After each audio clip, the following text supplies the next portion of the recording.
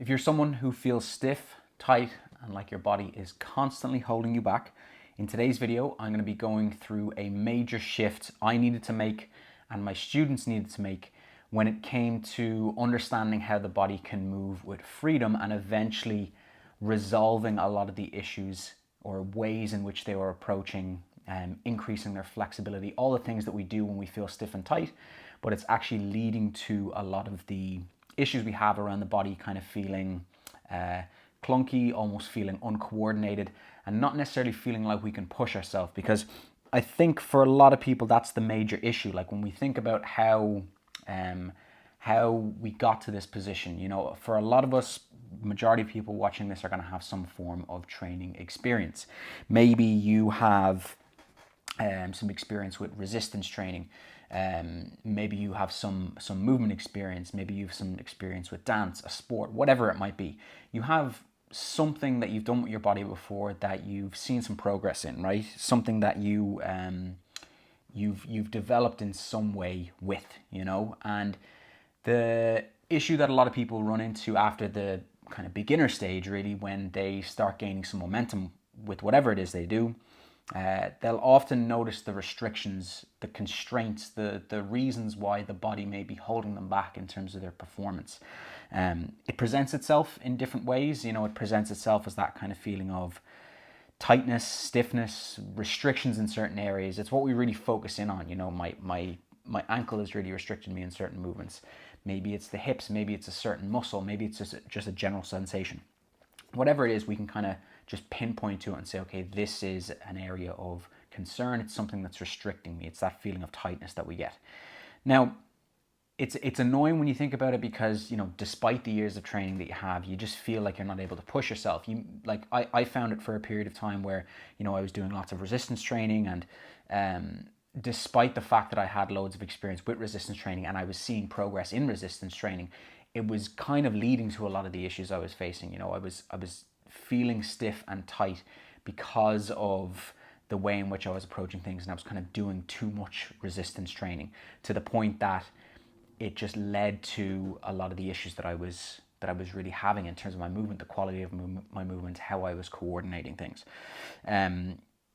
One of the things this often leads to as well, where it shows up, the way it might be kind of like the symptoms of this, is those kind of small niggles and strains that just don't seem to be going away. Like, don't get me wrong, when we do any sort of performance, we have to manage these things, but the way I would talk about this is kind of like those chronic niggles. It's either an area that just doesn't seem to be resolving itself, or you keep putting in a specific amount of effort into that area and still nothing is working. You know, you're trying the stretches, you're trying the rehab style movements for that particular area, but nothing seems to be improving, you know. And for a lot of people, I know this was the case for myself when I was doing this for a period of time, or when I was going through this myself years back, was your motivation kind of wanders. You know, you're not pushing yourself in your practice or your training because you don't feel like you are able to. There's almost like a little bit of fear, low grade fear. You know, it's not like, oh, I'm gonna wreck myself. It's just kind of like, I best not do that because I kind of have this small little thing. And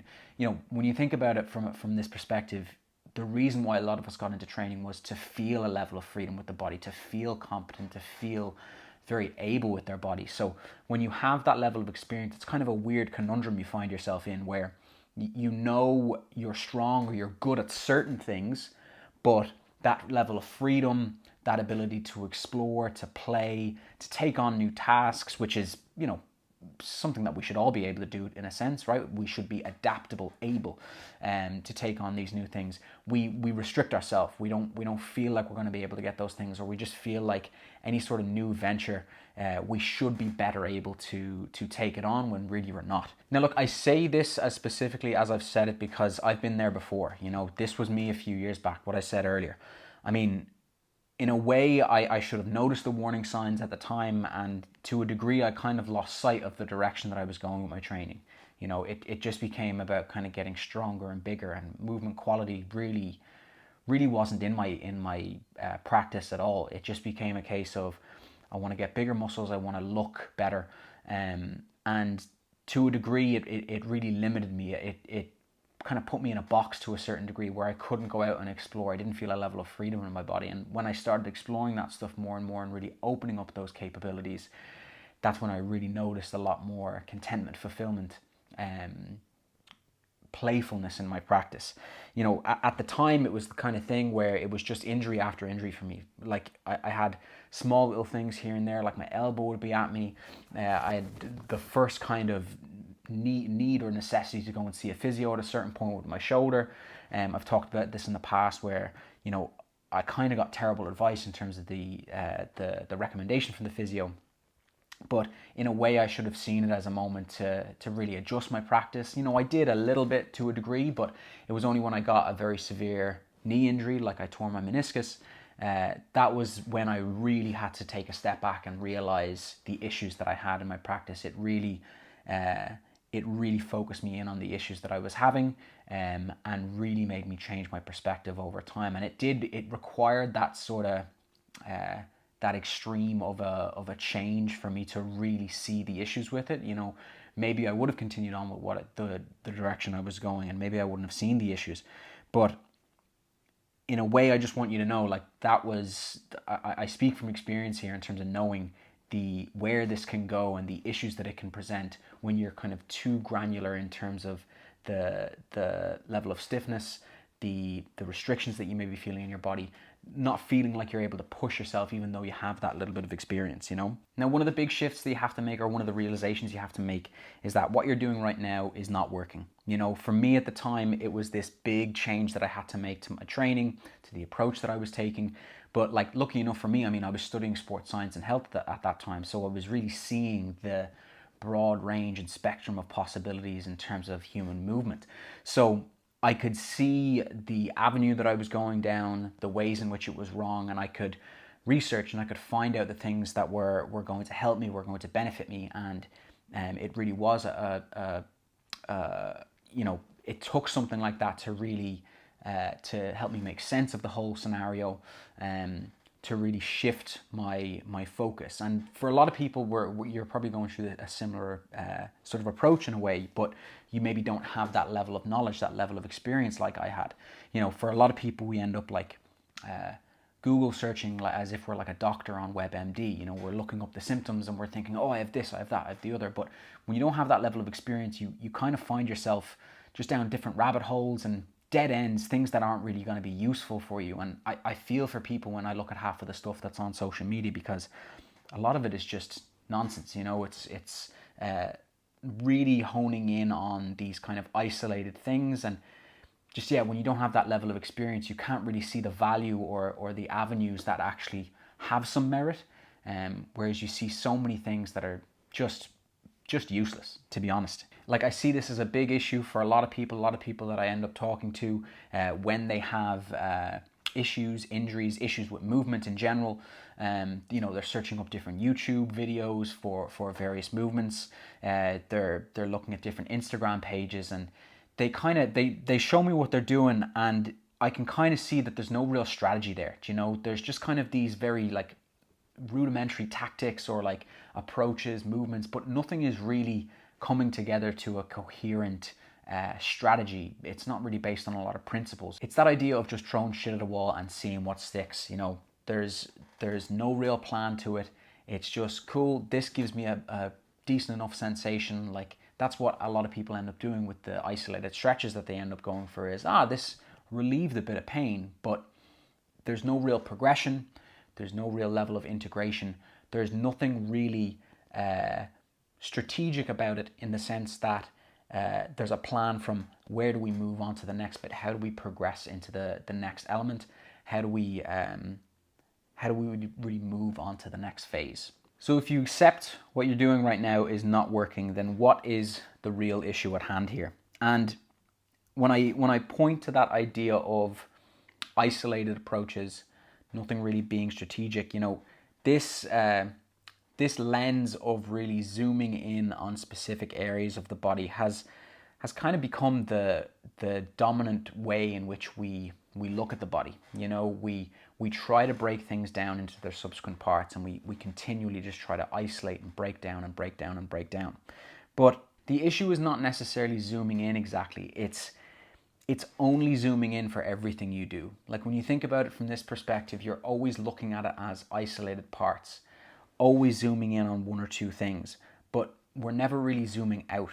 And that's really the issue here, is that it's not zooming in, it's zooming in all the time for every aspect of your training being this kind of zoomed in, isolated approach. This idea really of viewing the body as just isolated parts that need to be repaired or fixed instead of improving how the system as a whole handles different scenarios is really the issue at hand here. You know, too zoomed in on very specific things. This kind of lens of like, this needs to be repaired before I potentially do anything adventurous with the system, or just expose myself in a more gradual way to these more general movements. And as I said, it's not that isolating is a bad thing, it's just when we do it all the time. So to give you an example here, just to really solidify it, like when you think of when someone has an issue with their ankle, you know, maybe you have an issue with your ankle and you're looking at various different movements to do. You're seeing different things in terms of like, right, you need to increase the range of motion around your ankle. You need to increase the strength of the tissue around the area. And as I said, that stuff can give you benefit. You know, you can go and do calf raises to try and strengthen the tissue. You can do various things. You know, calf raise is going to be probably the most obvious thing that people go for. But the thing that is really going to give you value, and the thing that is going to really give you benefit, is this understanding that it needs to integrate back into something in time, you know, or it can be brought in at sort of a low grade or a low intensity, you know, something like sprinting. And obviously, if there is a major issue, you know, a major injury, it's the type of thing like, of course, go and see a physio, make sure that you address any sort of acute major injury like that. You know, don't go sprinting as like your first thing. But it's when we are managing these kind of little niggles, the bits of tightness, all that sort of stuff, feeling like, oh yeah, I have to go and stretch this and isolate this and do this, but never really making our way to the other side of the spectrum, like never doing the more general patterns, the more general things that we could do, like sprinting. You know, you can do those at a lower intensity, you can integrate those things in, and they can work really, really well for people. But when you look at a lot of people and their training, what they're doing, how they're moving in these very isolated ways. Okay, in terms of a more general metaphor, you can think about it in this aspect of a race car. You know, it's like we're viewing the body as I said, something that needs to be isolated, something that needs to be repaired, that needs to be fixed. So we're bringing the car into the garage and we're saying, okay, I need to work on the chassis and I need to work on this part of the engine. And yes, by all means, they maybe need to be worked on, but you have to put it back out onto the racetrack eventually. You have to see how it handles. You have to see how it accelerates. You have to see it functioning in the way that it's supposed to function as a whole, you know, all the parts coming together. You have to see those function so that you can see, okay, maybe this area needs a little bit of work, and you bring it back into the garage and by all means you adjust one or two things. But the way in which a lot of us are approaching training is we're just constantly isolating. We're constantly like pulling back from what we really want to see ourselves do with our body, these kind of more adaptive movements, these more complex movements. We're not really doing them because we've spent so much time isolating and really fixing and repairing in a way. Another metaphor here that has really helped me take this sort of zoomed out approach in terms of how I approach my training and how I look at the body. Like, remember, this is something that really gave me a lot of value in terms of understanding that, like, yes, I had to isolate in on certain things to help me with my injury, but I eventually had to integrate back into expose in due time into this more kind of whole picture of the body and see it in these different scenarios. There's the old parable of the 5 blind men and the elephant, and it goes like this. A group of blind men heard that a strange animal called an elephant had been brought to town, but none of them were aware of its shape and form. Out of curiosity, they said, "We must inspect and know it by touch, of which we are capable." So they sought it out, and when they found it, they groped about it. The first person whose hands landed on the trunk said, "This being is like a thick snake." For another whose hand reached its ear, it seemed like a kind of fan. As for another person whose hand was upon its leg said, the elephant is a pillar like a tree trunk. The blind man who placed his hand upon its side said the elephant is a wall. Another who felt its tail described it as a rope. The last felt its trunk, stating the elephant is that which is hard, smooth, and like a spear. So I think a story like this really puts things into perspective in terms of needing to zoom out and see the bigger picture, needing to see how the body functions under different scenarios in the environment, you know, whatever that may be. We can obviously play around with different ideas here in terms of a movement practice and eventually build up to those things, of course, but we can't just always isolate. Okay, and this is it's the big issue that I struggled with for a period of time. It's the big issue I see my students struggle with, is really everything being this kind of like isolated thing, working on like certain capacities, like feeling that they need to get stronger in a certain area before improving on something, rather than just kind of like doing the reps at something in a more gradual way.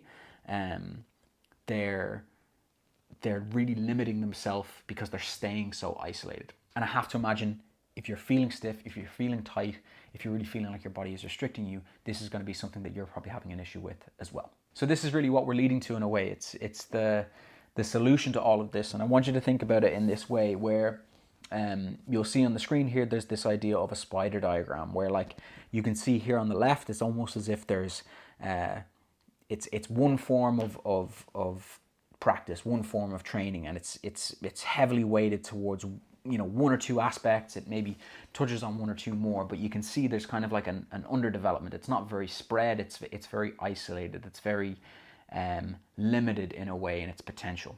Okay, and it's this idea of tipping ourselves, or tipping the scales more the opposite direction towards a more integrated approach, like one that you can think about it this way. It satisfies us on many levels. You can see here to the right this idea of things being spread, multiple ways of going about things, a diverse approach to movements, to training. That's really what we're after. Like there's a harmony in movement that we want to promote, and isolated stretches, isolated movements just aren't going to get us there. Okay. I also think about it this way, as, you know, the approach you see a lot of systems go by is everything is just kind of the musculoskeletal system. It's just about strengthening very specific areas. But there's a complexity, you know. There's a lot of movement that is somewhat unconscious. There's very little that we are actually in control of. You know, there might be a task, a goal we're after with our movement, the approach, the scenario that we find ourselves in, but the body is really a self-organizing system, and it does a lot of that without our conscious control. So to always be isolated and zoned in and thinking that we have such a high degree of control over the body is kind of a foolish way to think about it. There's so much that we have to kind of step away from. We have to expose it to a variety of different circumstances to make sure it has breath, you know. Whereas if we only go deep on one or two things, we're very limited, unfortunately. So how might this show up in our practice? Well, if we think about this as the layers that we use, or the lens you use to what you're doing with the body, like you can take a lot of the things that you're currently doing. It's not like you have to go and shift a massive amount of things, but you just maybe have to switch the approach a little bit. You know, you can think about this in a way of approaching things with maybe more softness or hardness, depending on what you're doing. You know, you could find yourself very tipped on one side of the spectrum at the moment. So how do you just broaden the range, open up the potential by just kind of sitting on the other side of the spectrum for a period of time? So softness, hardness being something that you could play with. Speed, you know, you can increase and decrease. It's interacting with a partner, like what does that do to a scenario? How does that affect your movement? You can put certain constraints on the system, like you can close the eyes, you can reduce range in a certain area, whatever that is. You can tie different movements together to really see how you approach certain movements when something has been done beforehand. All these different things, like it adds that bit of variety which the body really likes. You know, it becomes a very adaptive process when there's lots of variety in there. The way to think of this then is we're teaching the body how to be more integrated as an entire whole, rather than training to be a one-dimensional robot, which is unfortunately what a lot of people are doing and what you're probably doing. So now, what do you do from here? So I want you to imagine for a moment you approach this feeling of stiffness and tightness that you're experiencing in this way. So instead of isolating and really zooming in on specific areas, you learn how to really function as a much more integrated structure. So you're approaching things from a different angle, rather than zooming in and thinking that, oh, I just need to increase my flexibility. It's like, well, how can I approach certain circumstances, different movement scenarios, with a different flavor, a different texture, a different approach than what you're currently doing, to really broaden the range and give it more variability. And I think this is one of the hard things to wrap your head around when you are doing a lot of these isolated movements. It's obviously not as if you're going to see progress with them. You are certainly going to see some progress, but it's going to be a case where you're not going to feel as if they're really helping you feel more coordinated. Like you're seeing the progress in terms of that isolated area, but there's no real connection out.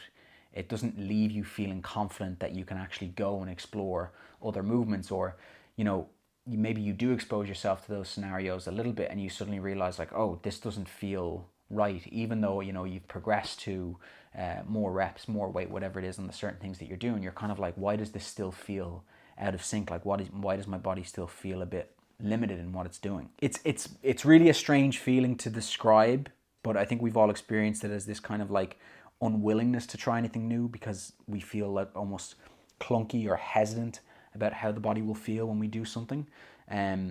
But the thing that I want you to think of here when it comes to this approach of thinking about things from a more whole perspective is you're really learning how to connect and harmonize all those isolated parts.